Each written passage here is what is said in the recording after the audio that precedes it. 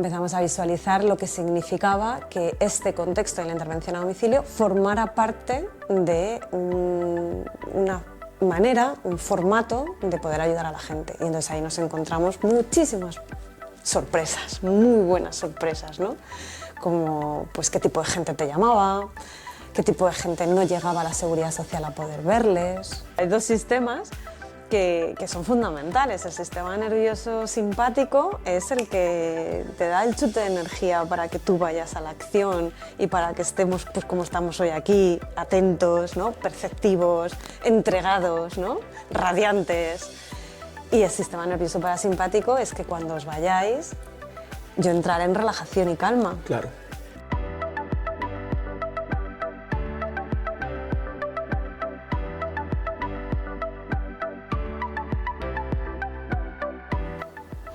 Bienvenidos de vuelta a Convéncete, un podcast que cuenta historias de personas que han apostado por la vida en el medio rural, de la mano del equipo de AJS. Hoy vamos a hablar con Natalia, una psicóloga a domicilio, que da apoyo a personas a las que nadie más llega. Y además está convencida que el medio rural es lo mejor para nuestro cuerpo y nuestra mente. ¿Os convencerá?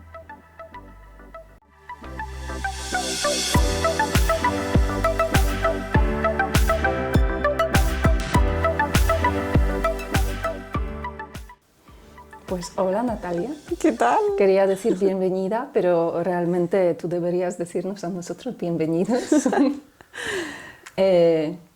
Pedro es nuestro joven del grupo juvenil de AJS.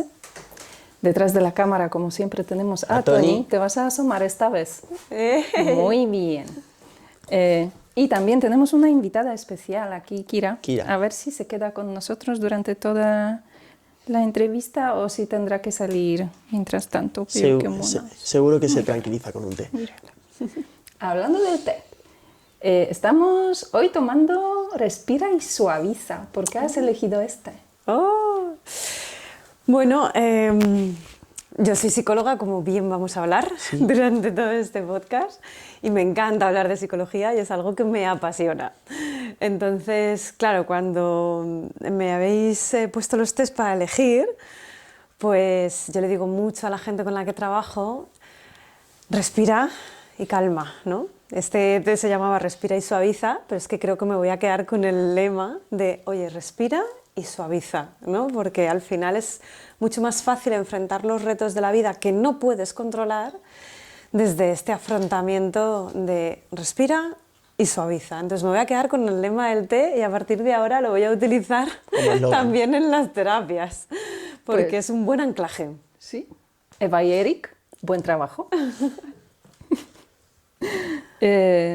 Y cuéntanos dónde estamos.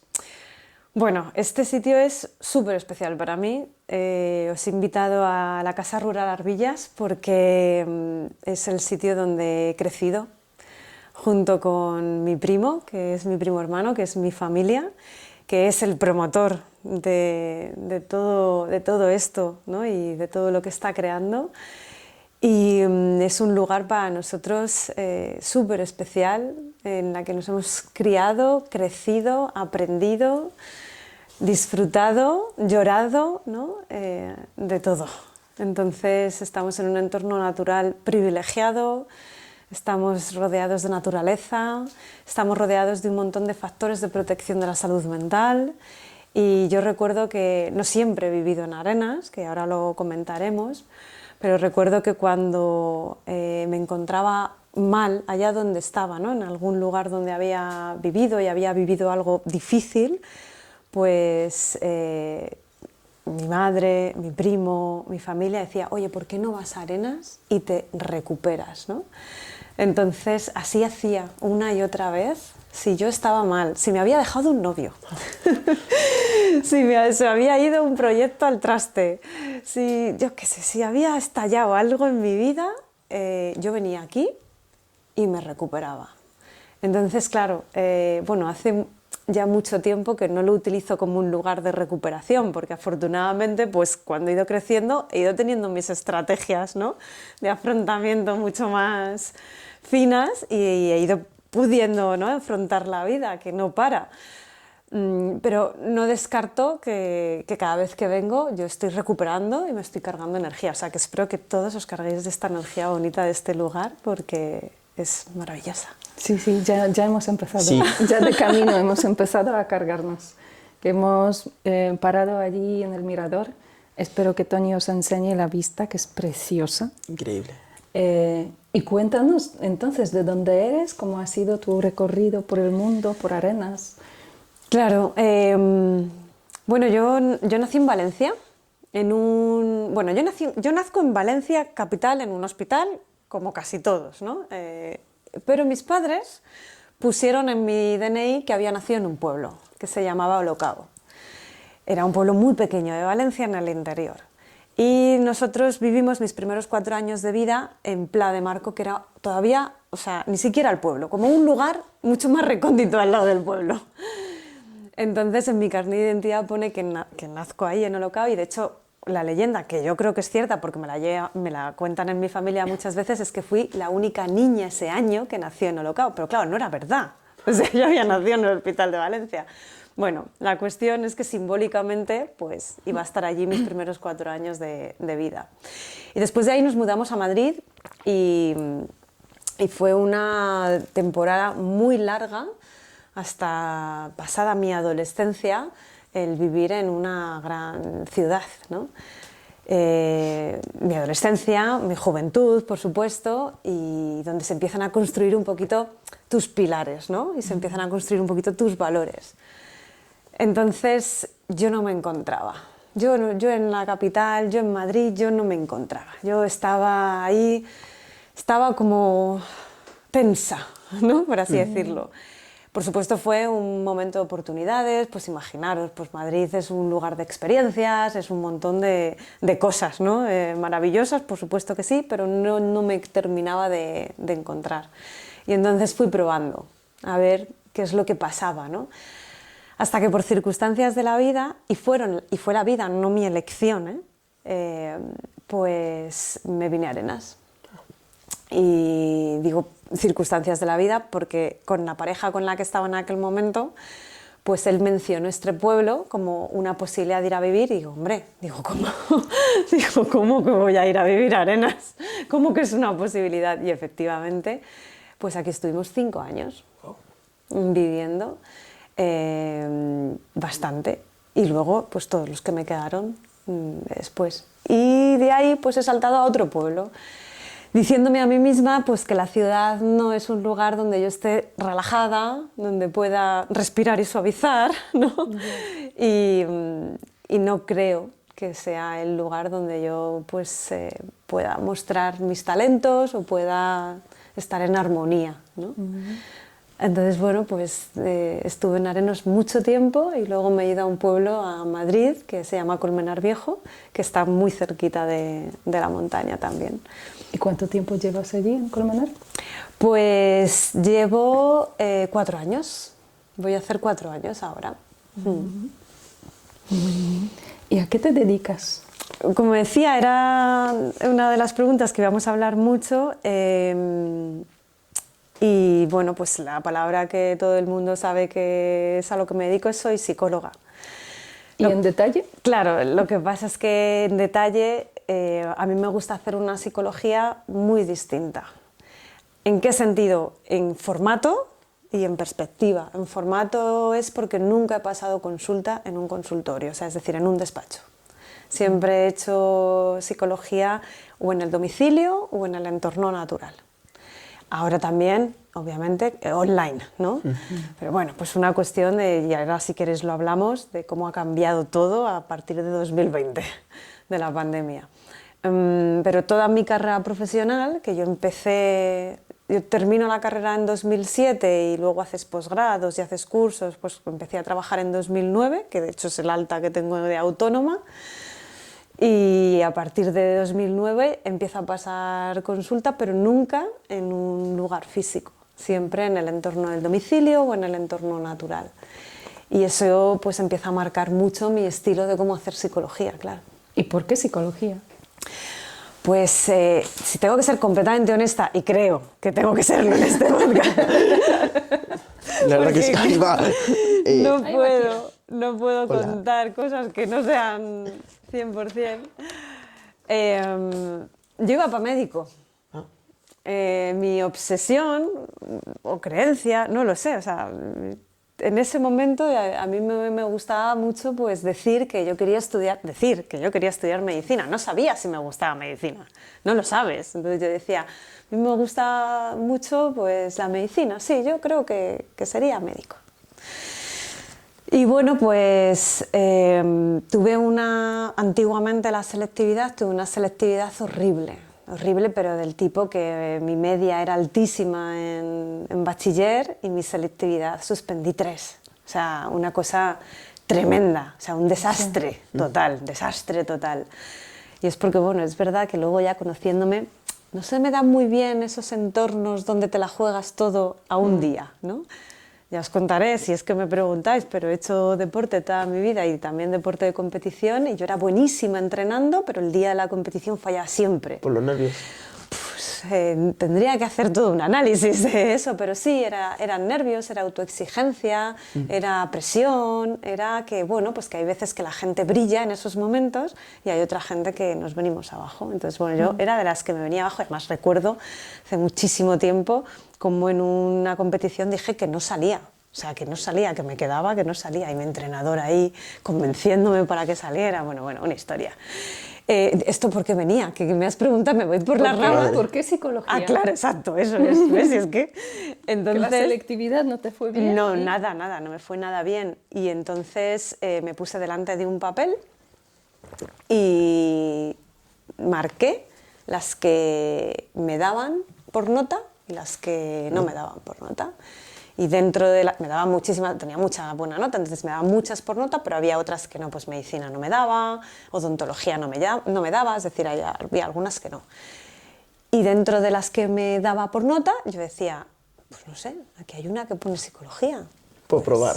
Pues voy a probar. Y entonces me acuerdo que tuve una conversación con mi amiga Raquel, que si escucha el podcast, no sé si ella se acordará, pero me acuerdo que tuve una conversación con mi amiga Raquel y la dije, oye, que al final eligió psicología. Y entonces ella me dijo, pues me parece muy bien, porque creo que se te da muy bien escuchar. Y así fue. Me metí a la carrera, un año, otro año, al principio no sabías muy bien por qué estabas ahí, luego ibas conociendo a gente. Y bueno, pues la vida me ha ido diciendo que sí, que era el lugar donde tenía que estar. Entonces, pues a lo mejor quizá por no forzarlo, ¿no? O por no, bueno, por dar un paso hacia adelante en un momento de incertidumbre. Aquí estoy. Dejar que las cosas fluyen. Sí. Sí, confiar, dar oportunidades también, ¿no? Es decir, ¿por qué no le iba a dar una oportunidad a la psicología? Pues le di una oportunidad. Y si no, pues solamente había que repetir la selectividad. ¿No te dio miedo a la hora de tomar el paso? Sí, por supuesto. Lo que pasa es que también yo creo que cuando vienes de deporte de competición, de entrenamientos muy sistemáticos, eres muy mecánica. Entonces era como, bueno, ¿qué hay que hacer? ¿Ir a clase y estudiar? Bueno, pues se hace. Y luego yo ya me planteé si eso me gustaría o no me gustaría. Y entonces, bueno, al final me gustó. Qué guay. Sí, pero... ¿Qué es lo que te gustó en la psicología? Pues me gustó la gente que conocí. Me gustó la capacidad de transformar la vida de la gente. Me gustó la ayuda solidaria muchas veces, ¿no? Porque claro, cuando estás todos tus años estudiando, tú tratas de ayudar a la gente, pero en ese momento tú no estás cobrando, ni siquiera lo ves como un modelo de negocio, como luego lo haces en el emprendimiento. Tú estás ahí diciendo, bueno, estoy aquí para aprender, para ayudar y para ver cómo funciona esto, ¿no? Cómo funciona la mente humana y qué nos hace... pues tener entusiasmo, que nos hace tener fortaleza, o todo lo contrario, que nos hace estar nerviosos, que nos hace estar, ¿no?, abatidos, ¿no?, en la vida. Y lo que más me hacía engancharme, ¿no?, por así decirlo, era el feedback de la gente. Al final tú hay veces que no sabías exactamente lo que habías dicho o exactamente lo que le habías mandado, ¿no?, como recomendación, Total. pero funcionaba, y eso es porque es una ciencia. Sí. Y entonces al final hay mucho estudio detrás y muchos años de estudio. Y entonces ahí es cuando te dicen, por ejemplo, que mi voz en algunos momentos calmaba. Y yo decía, ¿pero qué dices? No, eso no lo había pensado en mi vida. Digo, pero si yo tengo voz de pito, cuando me enfado grito así. Y dice, no, o sea, eso que la gente te diga, no, es que escucho tu voz y me calmo. Ah, curioso. Y hablando de eso, no sé si tú conectas la filosofía con la psicología. Sí, sí, de hecho, para mí es esencial. Y solamente tuve una asignatura que, si no saqué sobresaliente, matrícula de honor, por ahí había, que era filosofía, y que solamente fue una asignatura y tenía que haber muchas más. Sí. Entonces, desde luego, sí, yo lo conecto totalmente, y creo que tendríamos que estar mucho mejor formados en ese otro estudio, ¿no? del ser humano. Sí. Entonces hago todo lo que puedo por seguir formándome en esa parte, ¿no? Ahora, por ejemplo, me hace mucha gracia porque se pone muy de moda el estoicismo. Sí. ¿No? Y los estoicos, Sí. y está súper Mantenerse de moda. fuerte. Está el mundo loco Está por súper el estoicismo. mundo, súper en onda con el estoicismo y los estoicos, tal. Y entonces, claro, a mí la gente me lo pide en las sesiones de terapia, ¿no? En plan de, ¿pero tú sabes de estoicismo? Y, bueno, digo, sí, digo, yo he tenido que leer, he tenido un poco que formarme, ¿no? ¿Por qué? Porque al final necesitas, ¿no? Conectar cosas. Y cómo antes se estudiaba el ser humano y cómo antes... Sí. ¿no? Y sí, y entonces me recuerda mucho a eso, al estoicismo, y muchas personas, muchos pacientes te lo dicen y te dicen, pues me estoy leyendo un libro y te quiero contar, ¿no? Todo eso. Y a raíz de eso, ¿por qué empezaste a hacer consultas más personalizadas para las personas? ¿Por intimidad o...? Ya, es súper buena pregunta, ¿eh? Súper buena pregunta porque... De nuevo, es que claro, mi vida son casualidades.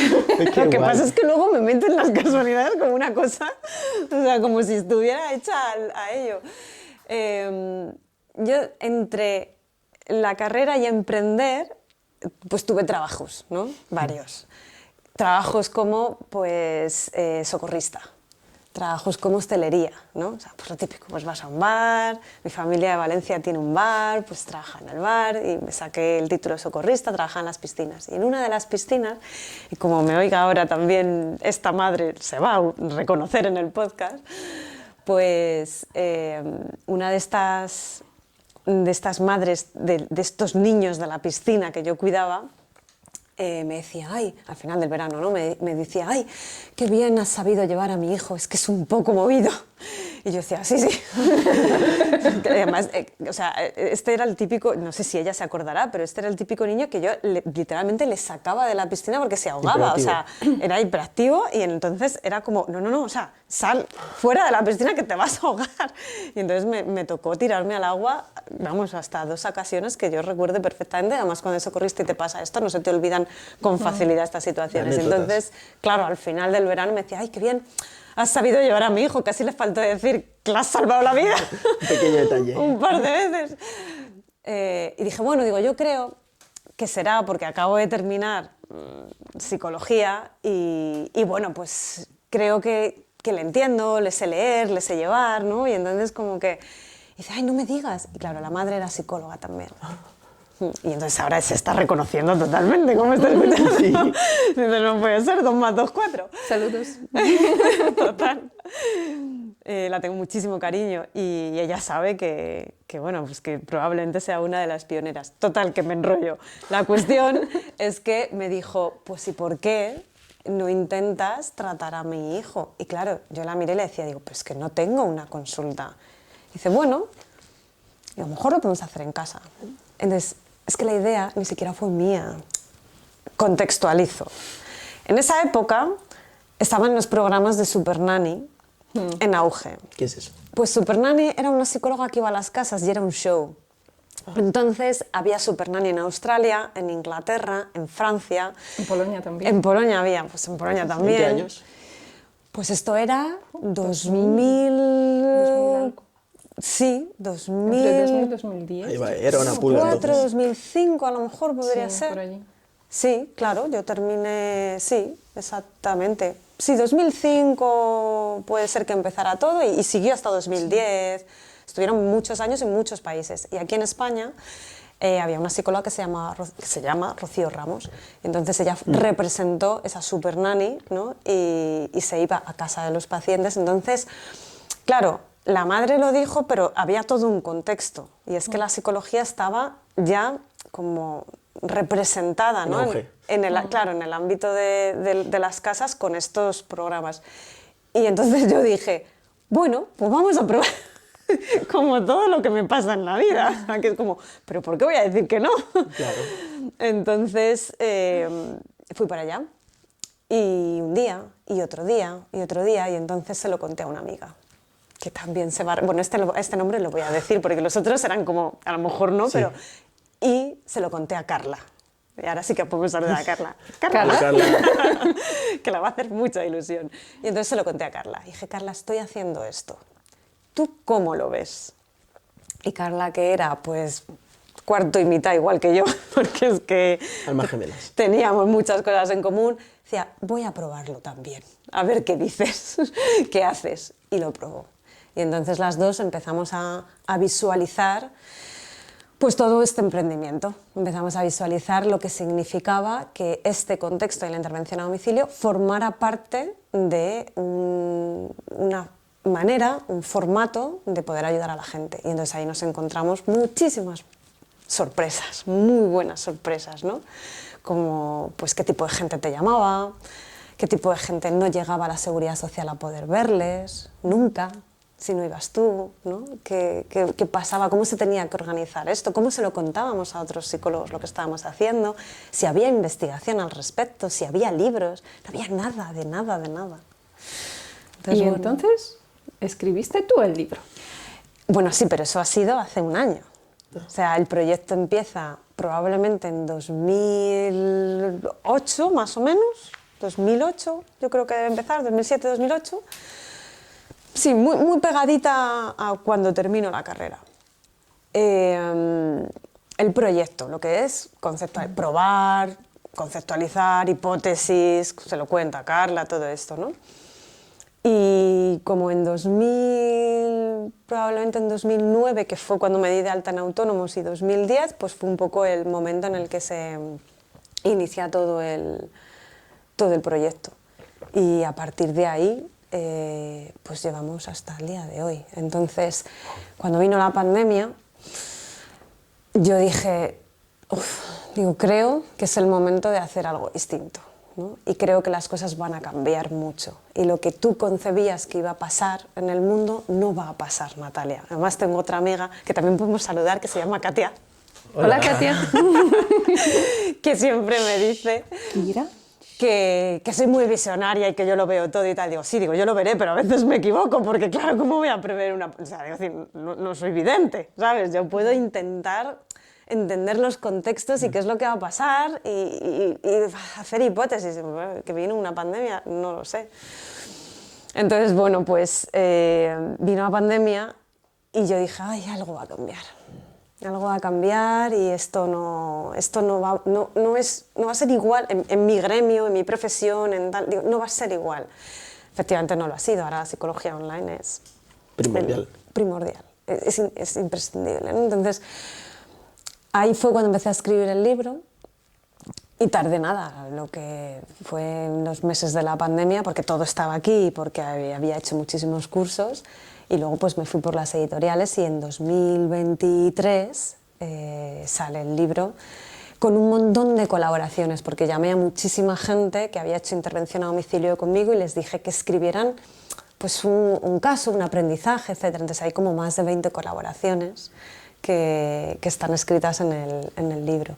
Y es a nivel español como la primera bibliografía, por así decirla, de la intervención domiciliaria, porque esto es muy gracioso, porque en pandemia yo me puse a buscar los libros que se parecían a psicología en casa, ¿no? Y entonces el libro se llama La psicóloga en casa, y entonces me puse a buscar los libros y me compré como 3 libros que eran como parecidos. El psicólogo en casa, el psicólogo en tu casa, el no sé qué, ¿no? Era como...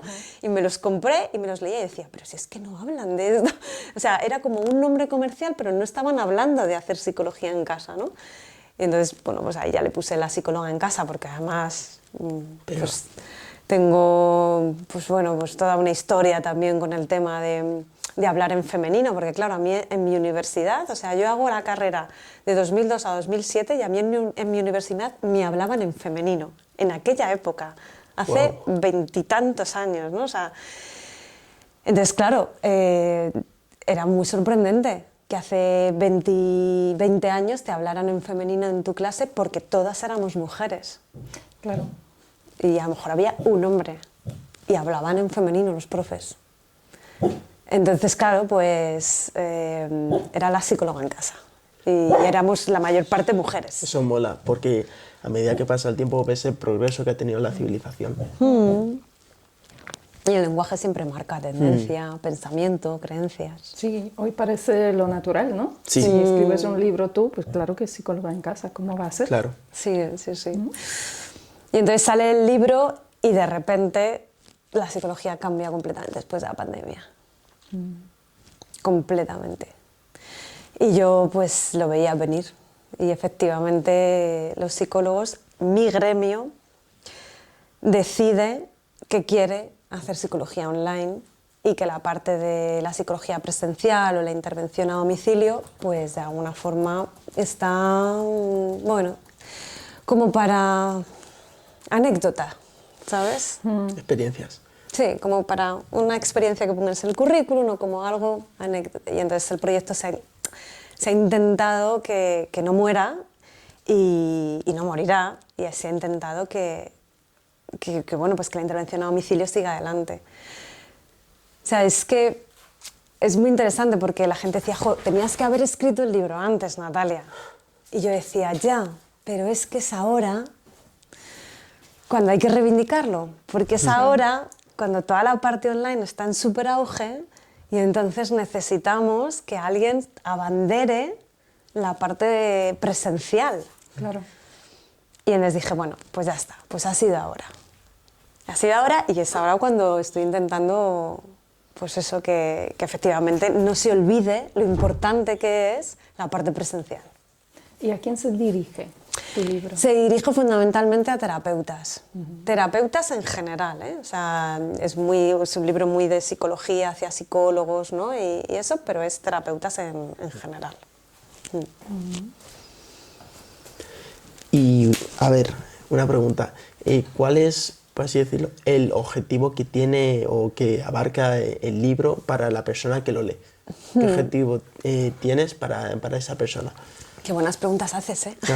Te has preparado muy bien. Y no lo he leído, no, le improviso un poco todo. Pues, como nosotras no sabíamos lo que estábamos haciendo, nuestra necesidad fue que la gente que fuera a intervenir a domicilio supiera qué es lo que había que hacer cuando se encontraba con situaciones que nosotras llamábamos comprometidas o conflictivas, porque al final estás interviniendo en lo que es la casa de la gente. Claro. Entonces, pues no es el entorno de consulta estándar y Esterilizado, ¿no? Exactamente, ¿no? Y fuera de... Sí. O sea, no hay límites, hay ruidos, suena el teléfono, viene el perro, viene el gato... Más natural. Claro, o sea, hay otro contexto y se juega precisamente con ese contexto. Entonces, fue una manera de reflejar una buena praxis, una buena metodología, y qué es lo que ocurría cuando una psicóloga se encontraba en una situación comprometida o conflictiva y cómo con sentido terapéutico era importante salir de esa situación, ¿no? Para hacer una buena praxis, para hacer una buena intervención. Entonces nuestra idea fue que otra gente que quisiera, ¿no?, hacer lo que nosotros hacíamos, pues no se encontrara con una hoja en blanca, claro, sola, ante el peligro, ¿no?, sino que dijera, bueno, pues estas personas vienen diciendo que esto es como tiene que funcionar un poco mi forma de intervenir. ¿Y ese negocio lo gestionabas desde una zona rural. Claro. ¿Cómo ha sido eso? Ese es el tipo de negocio que me permitió encontrar el equilibrio con la zona rural. Y luego me di cuenta que en la zona rural se necesitaba mucho. Pero me di cuenta después, es decir, yo formo el proyecto en Madrid, con todo lo que significaba Madrid y todas las posibilidades de clientes que hay en Madrid. Lo que pasa es que me doy cuenta que de repente nos llama gente de zonas rurales. Y claro, no había manera de intentar entender qué es lo que estaba pasando. Claro, qué es lo que estaba pasando y qué estaba en juego. Y entonces lo que estaba en juego era precisamente poder ir allí donde nos necesitaban, que era justo el origen del proyecto, ir donde la gente nos necesitaba. Y entonces me di cuenta, y fue una apuesta súper arriesgada porque no sabía lo que iba a pasar, entonces le dije a todo mi equipo que sepáis que me traslado a un entorno rural y que necesitamos seguir conectados a través precisamente de esta maravillosa tecnología, pero que las intervenciones a domicilio siguen siendo el core, sigue siendo el corazón de todo esto.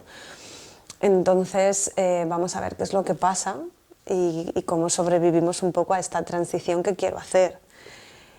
Y bueno, pues la gente se sorprendió bastante, pero claro, cuando vine precisamente a Arenas, pues sin decir mucho, porque no hacía falta, pues cuando escuchaban la palabra de hay una psicóloga a domicilio, pues claro, los casos que venían eran casos importantes. Y a mí me pillaban en un momento de madurez bastante bueno, porque si me hubieran pillado más joven, eran casos muy difíciles. O sea, los casos a domicilio, hay unos que son, bueno, pues simples en el sentido de que no tienen por qué ser muy complicados y estás ayudando a niños y niñas, ¿no? Con sus fortalezas, sus habilidades, ¿no? Sus estudios, etcétera, incluso. Pero luego te vienen casos muy complejos. Te viene trauma, te viene crisis de vida, te viene gente que no puede salir de casa, ¿no? Y yo me acuerdo que bueno, que en pandemia yo podía salir en pandemia porque tenía mi autorización de psicóloga a domicilio. Tenía mi registro, que ese es otro periplo que si queréis os cuento de cómo se consigue hacer eso. Estaría bien. Pues sí, ahora te lo introduzco. Pero yo en pandemia iba a casa de la gente con todo lo que significaba eso de pues, una mascarilla Y el protocolo. Y el protocolo y todo esto. Pero claro, al final yo veía que los pueblos de alrededor ya conocían que había una psicóloga a domicilio y entonces pues me iba moviendo. Y era esencial. Para los casos complejos en el entorno rural era esencial esa figura de la psicóloga a domicilio. ¿Y lo del permiso? Lo del permiso, bueno, el permiso es porque en este, a ver cómo lo contextualizo para que se entienda a todo el mundo. O sea, en este país llegó un momento en el que se decidió que podía ser o psicóloga sanitaria, ¿vale? ¿Cuál es la diferencia? Pues la diferencia es que, a ver, así contado como un poco simple, es que una psicóloga sanitaria se supone que tiene una habilitación, ¿vale?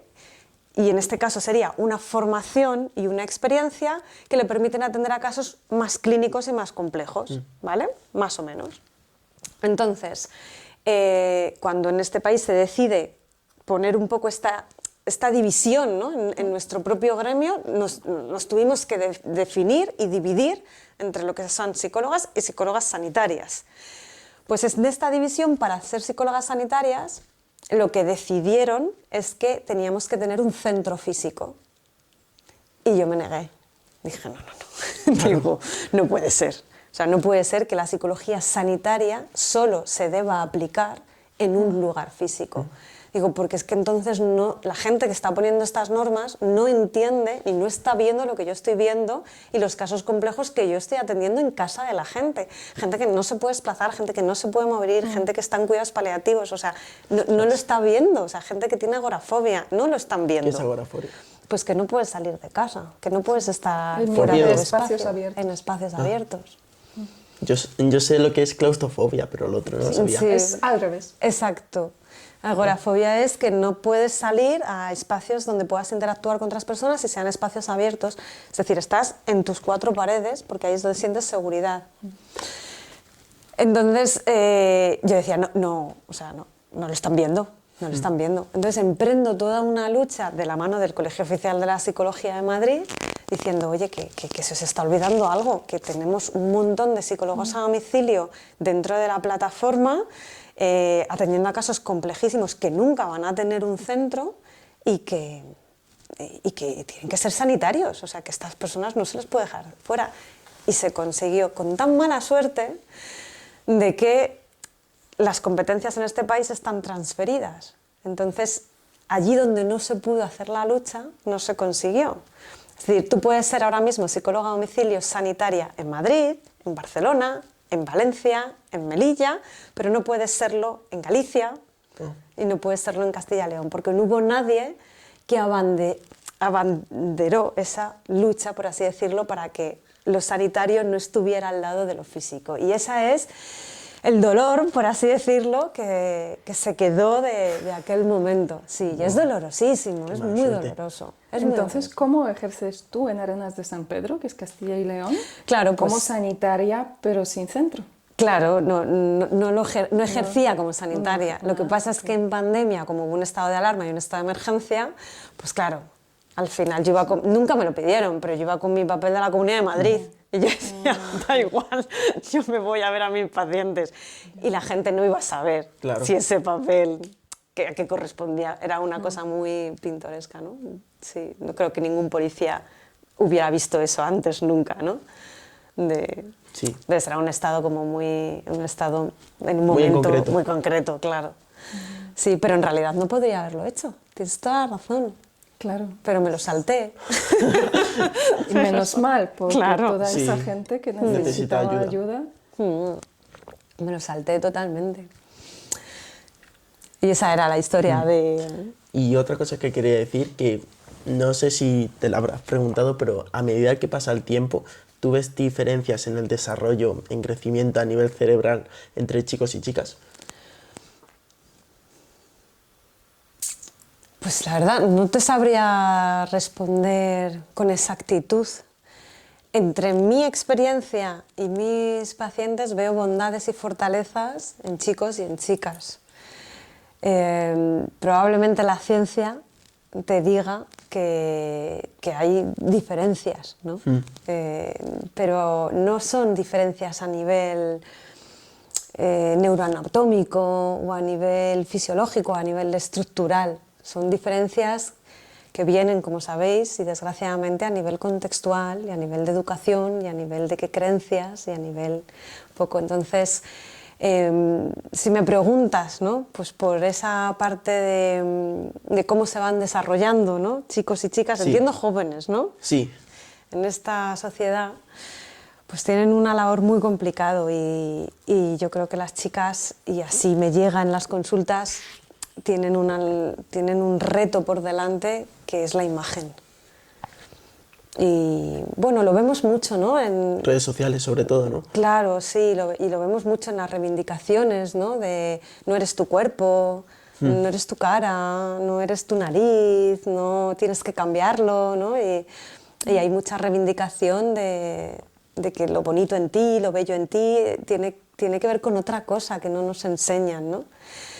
Y bueno, pues si acaso yo creo que los hombres llevan también su periplo con el tema emocional, ¿no? Es decir, los hombres no lloran, y es como, espérate un momento, ¿cómo?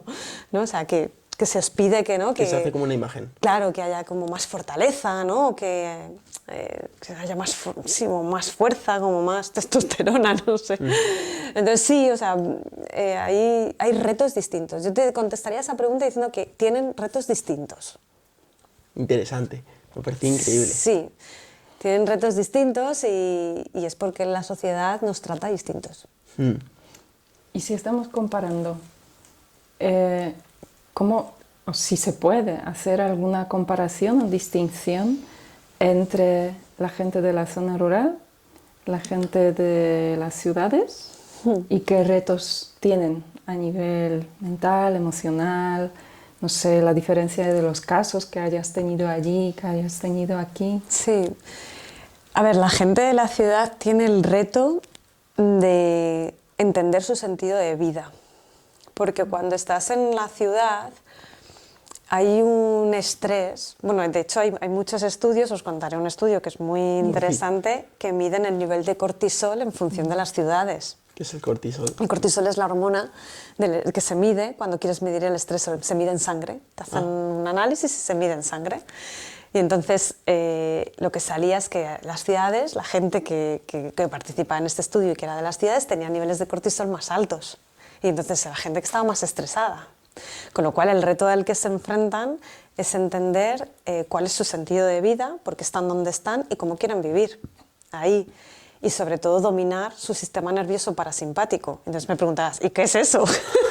Y te digo, pues tenemos muchas cosas en el cuerpo, pero hay dos sistemas que son fundamentales. El sistema nervioso simpático es el que te da el chute de energía para que tú vayas a la acción y para que estemos pues, como estamos hoy aquí, atentos, ¿no? Perceptivos, entregados, ¿no? Radiantes. Y el sistema nervioso parasimpático es que cuando os vayáis, yo entraré en relajación y calma. Claro. Y si no entro en relajación y calma, entonces no me funciona. Porque yo estoy llamando a mi calma y a mi relajación, pero no viene. Esto es cuando de repente te vas a dormir y no puedes dormir, ¿sabes? Sí. Y haces clon y estás ojiplático ahí mirando al techo. Pues eso es porque tu sistema nervioso parasimpático no se activa. Y no se activa porque hay muchísimo estrés, mucha preocupación, mucha tensión. Entonces, no es casualidad cuando nos ha pasado algo difícil o cuando tenemos, sobre todo cuando tenemos algo sin resolver, no dormimos. Pues nuestra cabeza está así, nuestro sistema nervioso parasimpático no se activa. Entonces, ¿cómo se le entrena? Con calma, con relajación, con respiración, con masajes, con meditación, con un montón de técnicas cuerpo-mente. Entonces el reto que tiene la gente de la ciudad es activar su sistema nervioso parasimpático y saber activarlo bien, porque en algún momento tienen que entrar en calma, porque si no se desregulan totalmente. Eso lo veo clarísimo, ¿no? Clarísimo. Y el reto que tiene la gente del mundo rural es no sentirse menos y saber apreciar. Pues es que me emociono, ¿no? O sea, un poco... lo que realmente están haciendo, que es vivir a otro ritmo. Y a veces se les castiga. Es decir, se castiga a la gente del mundo rural diciendo haces menos, eres menos productivo, ¿no? Vales menos. Odio la palabra productividad. Claro, o sea, ¿por qué? Eso sí. Porque la productividad te pone como en un estado de alerta constante y de hacer constante. Si dejo de hacer, no soy productiva. Si no soy productiva, no valgo, ¿no? Claro, eso es. Yo prefiero la palabra efectivo. Efectividad. ¿Vale? Cuando estoy trabajando, soy efectiva, y cuando estoy descansando, pues descanso también. Por supuesto. ¿No? Entonces, claro, ¿qué es lo que pasa? Que la gente del mundo rural es menos productiva, hace menos cosas, ¿no? Vale menos, por lo tanto, en una sociedad capitalista, ¿no? O... Es ese problema. Y entonces, claro, el reto que tienen es encontrar la valía en otras cosas. O sea, encontrar la valía en otro vivir, en otro sentido de vida que no está regido por unas leyes, ¿no? Normas, efectivamente. Y bueno, pues ese es el discurso que yo escuchaba, ¿no? Es decir, esa es la manera, ¿no? En la que yo interpretaba estos dos mundos. Pero bueno, es una pregunta muy complicada, pero que me ha hecho conectar, ¿no? Con esa sensibilidad, ¿no? De la gente a la que atiendo aquí, o los discursos que tengo aquí en el mundo rural y los discursos que tengo en la ciudad, ¿no? Y son distintos. Y la actitud que tiene la gente de la ciudad o la gente del pueblo ante una psicóloga, ¿es diferente? Ay, quisiera pensar que no, es que a mí la gente del pueblo me trata muy bien. Entonces, claro, quisiera pensar que no. O sea, yo me llevo muchas historias muy humanas aquí y no me han hecho sentir que me tratan de manera distinta o que llegaban de manera distinta, ¿no? O como si la gente de la ciudad estuviera más abierta a gente del pueblo. Y se suele decir, no, es que la gente del mundo rural, pues como que todavía es más escéptica, ¿no? Como que todavía piensa que la psicología es como para locos, tal. Y se suele decir, pero claro, yo no me he encontrado eso. Yo no me he encontrado un cerramiento de mientes, ni mucho menos. Es decir, yo me he encontrado más bien lo que es una apertura. O sea, lo que era pues atender a una mujer de 70 años que de alguna forma había he oído hablar de la psicología, nunca había ido a un psicólogo y yo estaba ahí por primera vez. Pues que más aperturadamente que hay eso, ¿no? Que dejo entrar la psicóloga en mi casa, ¿no? Por así decirlo. Entonces, bueno, pues no quisiera creer esa leyenda, que a lo mejor puede ser, pues ay, no lo sé, pero me cuesta defenderla. Bueno, pero no Me tienes cuesta. por qué defenderla. Ya, Si tu pero es que experiencia se suele, es buena, se está sigue- genial. Mi experiencia es buenísima, pero se suele decir. Claro, Se de suele allí la decir. pregunta, ¿no? Porque se dice, pero muchas cosas se dice y después la realidad es la que es. Y Mi la realidad tuya no ha sido esa. era bonita. No, en realidad no ha sido esa para nada.